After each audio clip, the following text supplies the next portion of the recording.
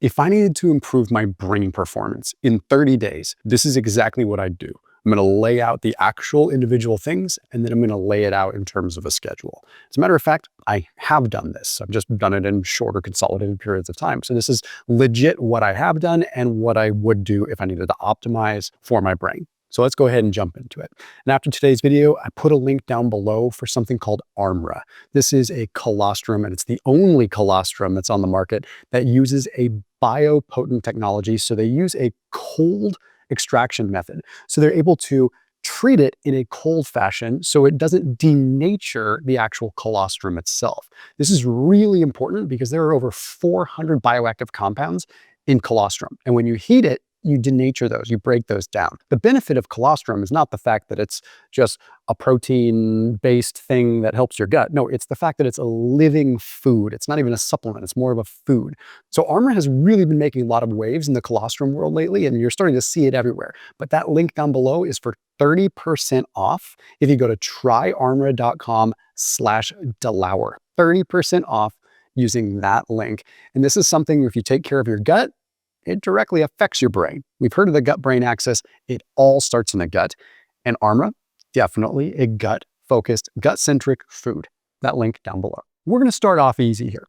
The first thing that I would do is I would increase creatine dose. Here's why. Creatine is going to first saturate the muscles and actually the liver. The brain sort of gets the kind of sloppy seconds in a way. Like it gets just what's left over. And there's an interesting thing we need to be aware of. Creatine doesn't efficiently cross the blood-brain barrier. It doesn't completely not go across, but it is restricted.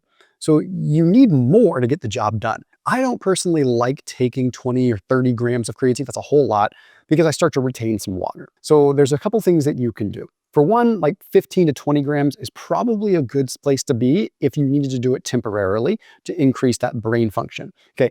Another thing that you can do, which sounds counterintuitive, is you actually combine it with about 500 milligrams of sodium. There's this thing that's called the sodium chloride dependent creatine transporter A8.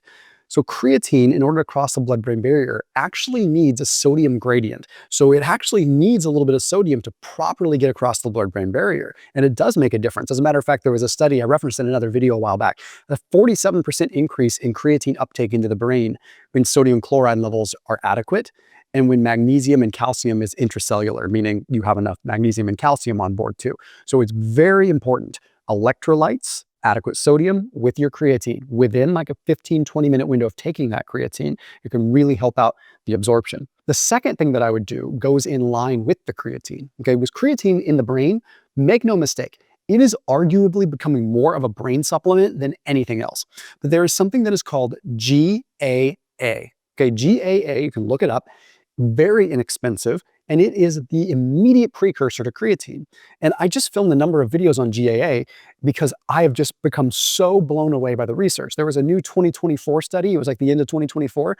It was an RCT crossover design where they actually looked at the blood oxygen saturation. So they took a look at using magnetic resonance and they were measuring blood oxygen saturation. They found when GAA was combined with creatine, it significantly increased the amount of oxygen to the particular region of the brain being used, mainly to the prefrontal cortex. This is not like small scale stuff. This is very legit. We've seen strong evidence that GAA, this precursor to creatine, even without creatine, will increase the brain levels of creatine by 12% in the white matter, 9% in the gray matter, and 17% in the cerebellum. So we're talking legit increases in brain creatine levels, which is fundamentally required for our brain because our brain demands so much energy. It takes up over 20% of our energy demand in that few pound little thing. Blows me away. So combining 2 to 3 grams of GAA with your creatine.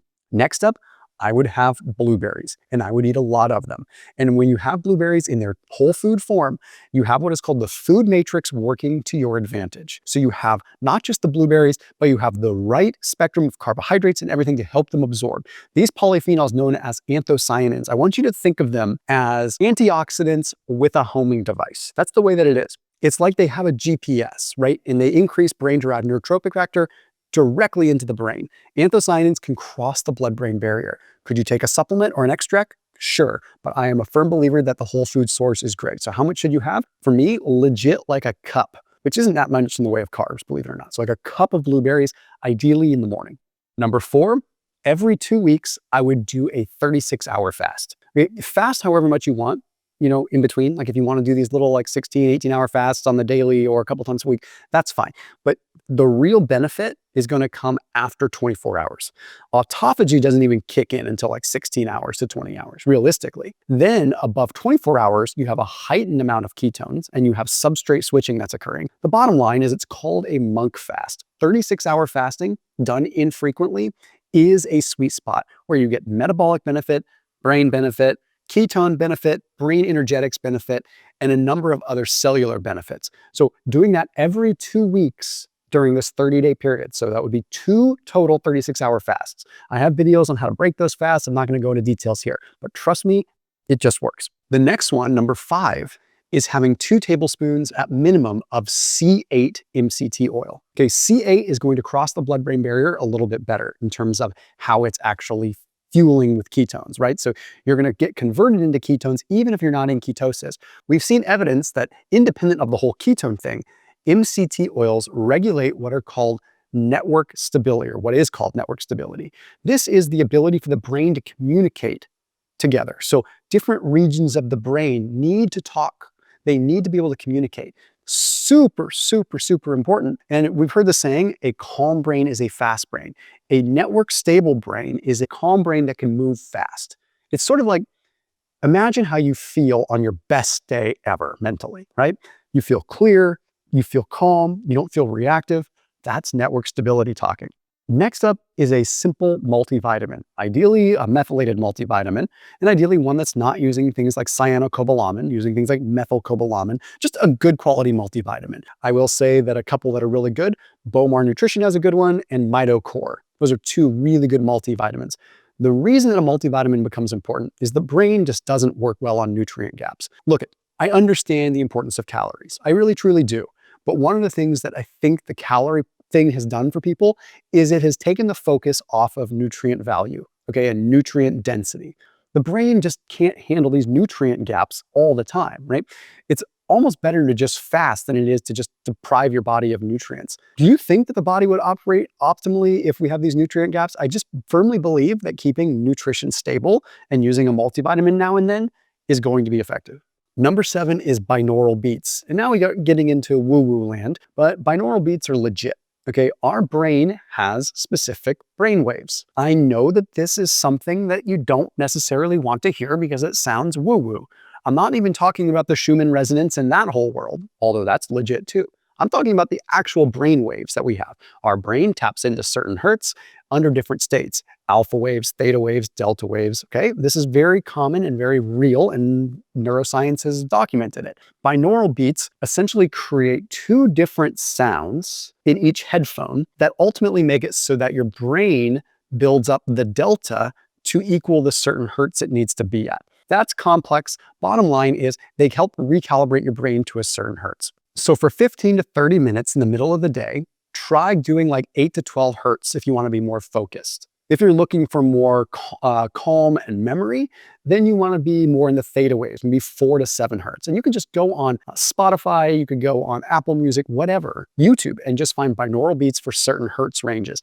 Trust me, the brain likes it. You feel different afterwards. It's a state shift. I mentioned binaural beats instead of meditation because when you talk about meditation, it goes in one ear and out the other. Binaural beats is like a way for people to almost gamify meditating. So yes, meditate if you like to meditate. Do breath work if you do breath work and you're used to it. But binaural beats is a great way to sort of gamify that. Next up is sauna 3 times per week. And sauna at a decent heat, if possible, even take a hot bath is going to be better than maybe an infrared sauna. I love infrared saunas, but it's different. We need the high heat here. Why? Because we're trying to help with what's called lymphatic movement, lymphatic drainage. So we've heard of the lymphatic system, right? The lymphatic system moves lymph around the body. So what happens is like you need to foam roll, you need to like slap and do these things. You need to get things moving. You need to actually work out to get lymph moving because the heart doesn't circulate lymphatic fluid. But then there's this thing called the glymphatic system, which is where cerebral spinal fluid actually goes up and flushes metabolites in your brain. It's literal brainwashing. So the glymphatic system flushes the brain, happens when we sleep, but it can also happen when there's more intracranial pressure, which comes from a high heat sauna or sitting in a hot bath where you're immersed in hot water, and you do this until you're getting pretty hot. And you'll find that blood flow is going to increase to your brain. That glymphatic system has that extra intracranial pressure to help move it and flush it. This is really important to flush brain metabolites and to improve sleep. Very, very important. Do it 3 times per week during this 30-day period. Then we have red light therapy, directly transcranial, so directly on the head. So have I lost my mind? Am I reaching? Is this too much? No. Like it or hate it, red light gets through our tissues and can even get through our skull. Just like you're not going to like this, EMF can too. And the literature is pretty strong. EMF probably isn't the best thing for us. 5G is probably not the best thing for us. Do we freak out about it? Maybe not, because what are we going to do? But with red light, we can take the same concept and know that we are getting something good. It penetrates the tissue, it gets into the mitochondria within the brain, it can help what's called cytochrome C oxidase. And if you go down the quantum energetics piece and the quantum biology piece, there's even photon tunneling and actual brain quantum changes that occur with electrons moving through the mitochondria, essentially teleporting. Sounds insane. It does sound insane. All of quantum physics sounds insane if you don't go into it. But reality is, light is energy for our cells. Light is energy. Our cells emit biophotons. We need to drop the ego on this stuff and realize that the brain will respond to light. So red light directly on your head, you don't have to do it for long, 5-10 minutes, will work. High intensity interval training. This is important for a couple of reasons. You need to touch that intensity void, okay? And the reason that you do that is because it resets some dopamine sensitivity. When you do these hard sprints, you actually move your dopamine baseline. You move it back so that you require less to get a dopamine hit.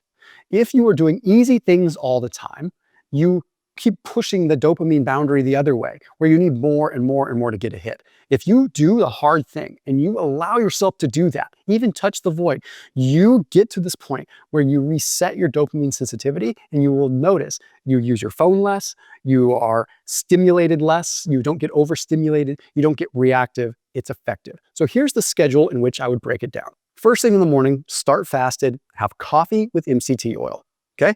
Hopefully that doesn't make you have to run to the bathroom and be seatbelted to the toilet, but that's something that you do. You start your day with that. Then if you can, go and do your HIIT after you've had that. That's going to increase BDNF, help your brain out. Post-workout, have your blueberries. Have that cup of blueberries, maybe a whey protein shake, whatever. Have the blueberries earlier in the morning whenever possible. This would also be the time that you would have a minimum of 3 grams of GAA and a minimum of 5 grams of creatine, ideally 10. All happening in the morning. Then go throughout the rest of your day. And then around lunchtime, whenever you eat your lunch, sit down for 10 or 15 minutes and put headphones on and do binaural beats. Just do it. See what happens. See how you feel afterwards.